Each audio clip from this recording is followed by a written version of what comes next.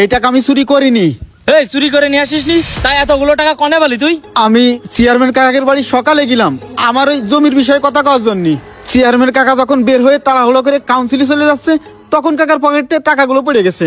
আর ওই সময় টাকাগুলো আমি দেখেছি, দেখে আমি কাকারে কতবার করে কোথায় গেছি যে চেয়ারম্যান কাকা আপনার টাকাগুলো পড়ে গেছে, কিন্তু চেয়ারম্যান কাকা আমার কথা কথি দিইনি। আর চেয়ারম্যান কাকার সাথে যে সাকিব থাকে না, ও আমার কথা কথি দিইনি। তারা তাড়াহুড়ো করে চলে গেছে কাউন্সিলে। আর তখন এই টাকাগুলো আমি কি করব?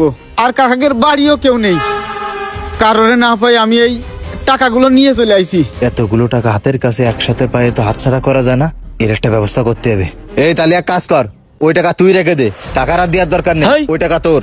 কি করছ তুই? চেয়ারম্যানের দেবে না মানে? মইনুল, ওই টাকা তুই পাইছিস না? চেয়ারম্যানের যাই এখনই দিয়ে দিবি। হ্যাঁ রে ভাই, আমিও চিন্তা করেছি যে এই টাকাগুলো আমি ফেরত দেবো, কিন্তু কিভাবে ফেরত দেবো আমি ওটা বুঝতে পারতেছি না।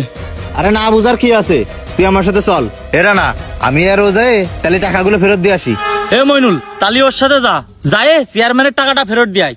ভাই, চেয়ারম্যান তো এখন বাড়ি নেই, চেয়ারম্যান ওই সময় কাউন্সিলে চলে গেছে। তাহলে তুই এখনই কাউন্সিলে যা। আলামিন, তুই ওর সাথে এখনই কাউন্সিলে যা, যা তাড়াতাড়ি যা। আচ্ছা ঠিক আছে, যাচ্ছি। আয়। চুরি করে আবার অস্বীকার করিস? তোর খবর আছে? তোর এত বড় সাহস, তুই চেয়ারম্যানের বাড়ি টাকা চুরি করিস? বিশ্বাস করেন কাকা, আমি আপনার এই টাকা চুরি করিনি। চুপ কর বিয়াদব, তুই চুরি করিসনি মানে? আমার কাছে প্রমাণ আছে তুই এই টাকা চুরি করেছিস। কি করছেন কাকা? আপনার কাছে প্রমাণ আছে মানে? আপনার কাছে কি প্রমাণ আছে যে আমি আপনার এই টাকাগুলো চুরি করেছি? আমার কাছে কি প্রমাণ আছে? তাহলে শোন কি প্রমাণ আছে। চেয়ারম্যান কাকা, আমি ওরা কতবার করে করতে গেছি, তুই চেয়ারম্যান টাকা চেয়ারম্যানে ফেরত দে। ও আমার কথায় রাজি হয়নি, ও আর আমার কষ্টে তোর এই জায়গাতে ভাগ দিবা না, তুই চেয়ারম্যানে জানা কোষ নে। চেয়ারম্যান কাকা, আমি কিন্তু আপনার ভালোই চাই, এই জন্য আপনার কথা